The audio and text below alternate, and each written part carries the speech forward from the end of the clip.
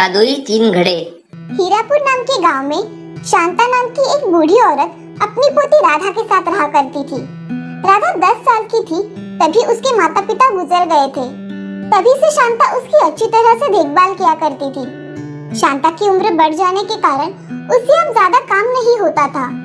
फिर भी अपनी पोती की पढ़ाई के लिए शांता काम किया करती थी। एक दिन शांता राधा से, राधा थोड़ा पानी तो लाना। ये लो दादी पानी। क्या हुआ दादी, तुम बड़ी थकी हुई लग रही हो। बिटिया, अब बुढ़ापे की वजह से बहुत थकान महसूस होती है। अब मुझसे काम नहीं होता। दादी, मैं बड़ी बन के जब डॉक्टर बनूंगी तो मैं तुम्हें कुछ भी काम नहीं करने दूंगी, तब तुम आराम करना। शांता उसकी बातों पर हंसती है और राधा को गले लगाकर कहती है, तू बड़ी बन के जब डॉक्टर बन जाएगी तब गरीबों की खूब सेवा करना। हाँ दादी। ऐसे ही राधा और शांता के दिन आराम से बीत रहे थे।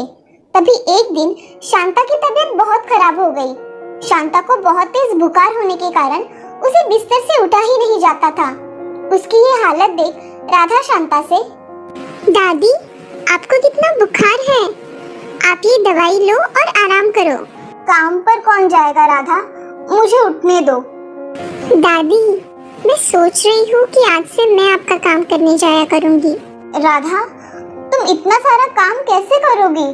तुम्हें तो सारे काम भी नहीं आते। दादी, मैं सब काम कर लूँगी, आप चिंता मत करो।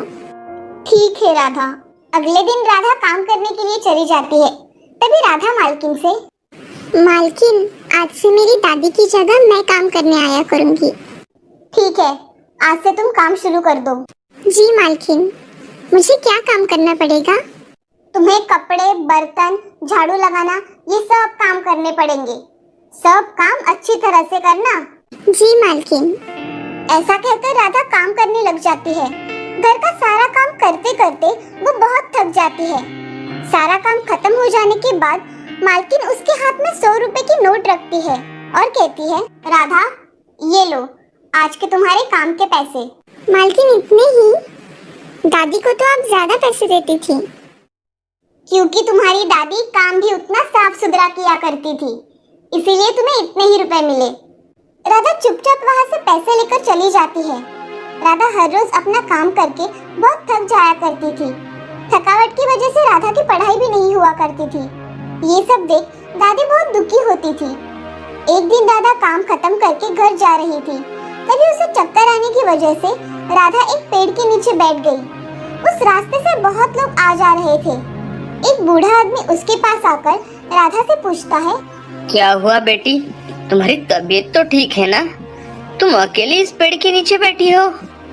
राधा उस बूढ़े आदमी को देखकर कहती है, मैं ठीक हूँ बाबा, थोड़ी चक्कर आ रही थी इसीलिए मैं यहाँ बैठ गई। बूढ़े आदमी ने अपने पास के घड़े से थोड़ा पानी राधा को पीने के लिए दिया।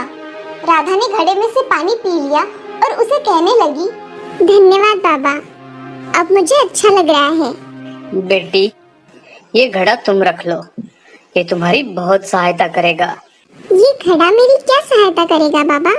बेटी, ये घड़ा कोई साधारण घड़ा नहीं है, ये एक जादुई घड़ा है। इससे तुम जो भी मांगोगी वो तुम्हें मिल जाएगा। क्या ये घड़ा सच में जादुई है? हाँ बेटी, इस घड़े से तुम जो भी मांगोगी वो तुम्हें मिल जाएगा। ठीक है बेटी, अब मैं चलता हूँ, तुम इस घड़े को संभाल कर रखना। धन्यवाद बाबा। ऐसा कहकर बूढ़ा आदमी वहाँ से चला जाता है और राधा घड़ा लेकर अपने घर चली आती है। घर आते ही राधा दादी को घड़ा दिखाती है और उससे कहती है कि दादी, मुझे रास्ते में एक बूढ़े बाबा मिले थे, उन्होंने ये घड़ा दिया है। ये घड़ा जादुई है, इससे मैं जो भी मांगूंगी वो मुझे मिल जाएगा। राधा, सच में ये घड़ा जादुई है? हाँ दादी, चलो मैं इससे कुछ मांग कर देखती हूँ। ऐसा कहकर राधा उस घड़े से खाना मांगती है। हे जादुई घड़े, मुझे मेरे लिए और मेरी दादी के लिए खाना चाहिए। ऐसा कहते ही राधा के सामने खाने के पकवान थालियों में सज कर आ जाते हैं। उन्हें देख राधा और दादी बहुत खुश हो जाते हैं। उस दिन राधा और दादी भर पेट खाना खाते हैं। और रात के समय उस घड़े के पास राधा जाकर, हे जादुई घड़ी, मुझे इस जादुई घड़ी जैसे और 2 जादुई घड़ी चाहिए जो हमारी इच्छा पूरी करे। ऐसा कहकर राधा सो जाती है। सुबह उठकर राधा जब देखती है तो उसके सामने जादू के 3 घड़े थे। एक घड़े में सोना, दूसरे घड़े में चांदी के सिक्के और तीसरा घड़ा मोतियों से भरा हुआ था। ये सब देख राधा बहुत खुश हो जाती है और उस दिन से राधा ने बाहर काम करना छोड़ दिया। अपनी दादी के साथ राधा खुशी खुशी रहा करती थी। राधा पढ़ाई बहुत मन लगाकर किया करती थी और गरीबों की सहायता भी किया करती थी। इस कहानी से हमें ये सीख मिलती है कि जिंदगी में कितनी भी कठिन परिस्थिति क्यों ना आए, हमें उस परिस्थिति का डटकर सामना करना चाहिए। श्यामपुर नाम के नगर में रमा नाम की एक औरत रहा करती थी। वो बहुत ही दयालु किस्म की थी। उसके पड़ोस में सुधा नाम की औरत रहा करती थी। उसका स्वभाव भी बहुत सरल था। उन दोनों में गहरी दोस्ती थी। वो दोनों कुछ न कुछ कारण से एक दूसरे से मिला करती थी। वो एक दूसरे से बहुत अच्छा व्यवहार किया करती थी। बाजार में अगर जाना हो तो दोनों साथ में ही जाया करती थी। दोनों एक दूसरे की अच्छी सहेलियां थी। रमा का पति सुमित बैंक में मैनेजर था और सुधा का पति संदीप एक प्राइवेट कंपनी में मैनेजर की पोस्ट पर था। दोनों ही अच्छे पड़ोसी थे। एक दिन रमा सुधा से, सुधा कहाँ हो? मैं यहाँ हूँ रमा, क्या कह रही हो? सुधा, मैं बाजार जाने वाली हूँ, तुम भी मेरे साथ बाजार आओगी? रमा, मुझे भी थोड़ी सब्जियाँ लानी है, मैं भी आऊंगी तुम्हारे साथ। कब जाना है? शाम के समय बाजार जाकर आएंगे। ठीक है। चलो फिर मैं चलती हूँ, शाम को मिलते हैं। ऐसा कहकर रमा अपने घर चली जाती है और सुधा अपना काम करने में व्यस्त हो जाती है। अब शाम को दोनों भी साथ में बाजार चली जाती है और दोनों सब्जियां खरीदकर घर चली आती है। अब एक दिन सुधा की बच्ची श्वेता को बहुत तेज बुखार आता है तो सुधा उसे अस्पताल में लेकर चली जाती है। अस्पताल में जाते ही श्वेता का इलाज शुरू हो जाता है। सुधा डॉक्टर से, डॉक्टर साहब, मेरी बच्ची को क्या हुआ है? इसे इतना तेज बुखार क्यों आया है? जरा देखिए ना। मुझे चेक करने दीजिए। डॉक्टर श्वेता को चेक करते हैं और बताते हैं कि मैडम, इसे तेज बुखार होने के कारण हमें इसे एडमिट करना पड़ेगा, तभी हम इसका अच्छे से इलाज कर पाएंगे और इनकी तबीयत में सुधार ला पाएंगे। ठीक है डॉक्टर, मैं इसे एडमिट करवा देती हूँ। ऐसा कहकर सुधा श्वेता को एडमिट करवा देती है और बाहर अपने पति के साथ इंतजार करती है। अब कुछ समय में रमा भी सुधा की बच्ची को देखने चली आती है। तभी रमा सुधा से, सुधा, अब कैसी तबीयत है श्वेता की? मुझे जैसे ही पता चला मैं यहाँ चली आई। रमा, डॉक्टर ने कहा है कि उसे एडमिट करवा दीजिए, तभी उसके तबीयत में सुधार आ जाएगा। श्वेता को अब एडमिट करवाया है तो तुम यही रुको, मैं तुम दोनों का टिफिन लेकर आती हूँ। अरे रमा, रहने दो, मैं घर आकर बनवा लूंगी। अरे मैं अभी थोड़ी देर में बनवा के लाती हूँ, तुम यही रुको श्वेता के साथ। ठीक है। ऐसा कहकर रमा घर चली जाती है। घर जाते ही रमा टिफिन बनाना शुरू कर देती है। थोड़ी ही देर में वो खाना बनाकर तैयार कर लेती है और अपने पति के साथ टिफिन भिजवा देती है और वो घर के काम करने में व्यस्त हो जाती है। तभी उसे पता चलता है कि उसके घर में सब्जियां ही नहीं है। वो बाजार जाकर सब्जियां लेने चली जाती है। तभी बाजार में एक बूढ़ी औरत मटर बेच रही थी। वो बूढ़ी औरत, मटर ले लो मटर। बेटी, ताजे मटर है, तुम ले लोगी तो मेरे सारे मटर खत्म हो जाएंगे। माँ जी, मुझे 1 किलो मटर दे दीजिए। अभी देती हूँ। ऐसा कहकर बूढ़ी औरत रमा को 1 किलो मटर नाप के देती है। रमा मटर और कुछ सब्जियां लेकर घर चली आती है। तभी रमा सारी सब्जियां तोड़ने लगती है। थोड़ी देर बाद रमा मटर छीलने बैठ जाती है। तभी वो देखती है कि उसके मटर के दाने पीले पीले दिखाई दे रहे हैं। वो सभी मटर के दाने निकाल कर देखती है तो उसे सारे मटर के दाने एक जैसे ही दिखते हैं और सभी दाने पीले रंग के होते हैं। रमा वो दाने हाथ में उठाकर देखती है तो उसे लगता है कि ये दाने सोने के हैं।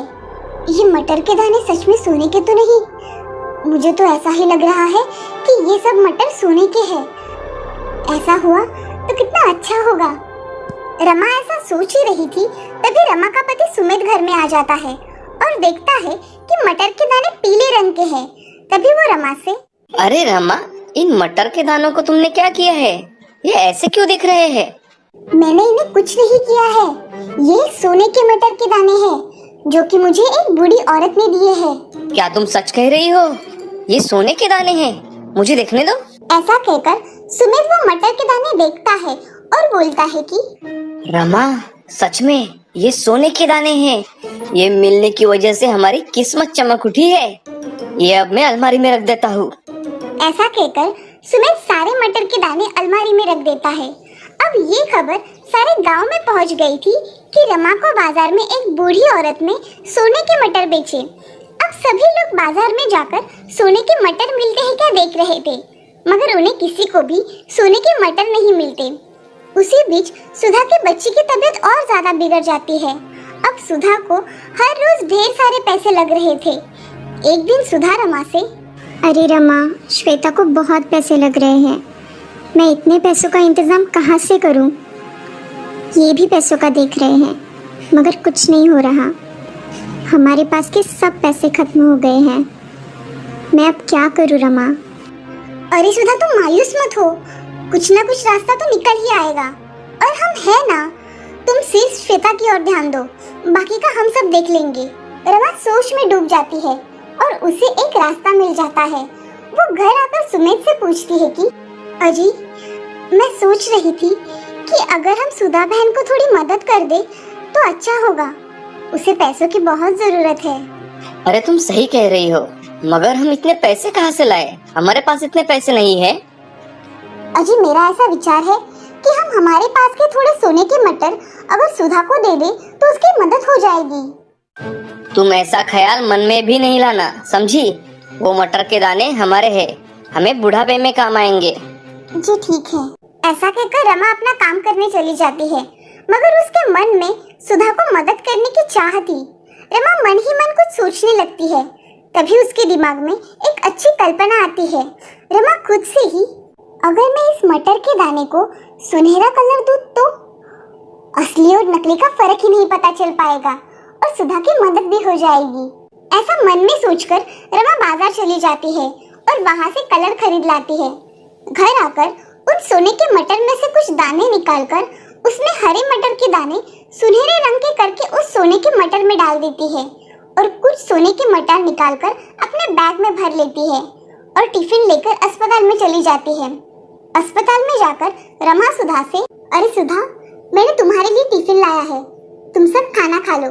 और ये लो सोने के मटर के दाने, इससे तुम श्वेता का इलाज करवा सकती हो। अब तुम्हारा टेंशन भी खत्म हो जाएगा। अरे रमा, ये करने की कोई ज़रूरत नहीं थी। मैंने कुछ ना कुछ इंतज़ाम कर लिया होता। तुमने खामखा खुद को तकलीफ दी। अरे सुधा, दोस्त ऐसे समय में ही तो काम आते हैं। अब तुम कुछ मत कहो, ये सोने के मटर ले लो और श्वेता का अच्छी तरह से इलाज करवा लो। हाँ रमा, तुम मेरी सच में अच्छी सहेली हो जिसने मेरी ज़रूरत के समय मदद की। ऐसा कहकर सुधा और रमा गले लग जाती है। अब सुधा श्वेता का अच्छी तरह से इलाज करवाती है और कुछ दिनों बाद श्वेता अच्छी होकर घर वापस आ जाती है। अब सुधा और रमा खुशी खुशी एक साथ रहने लगते हैं। इस कहानी से हमें ये सीख मिलती है कि किसी की जरूरत के समय हमें हमेशा मदद करनी चाहिए। हमेशा जरूरतमंदों की मदद करें।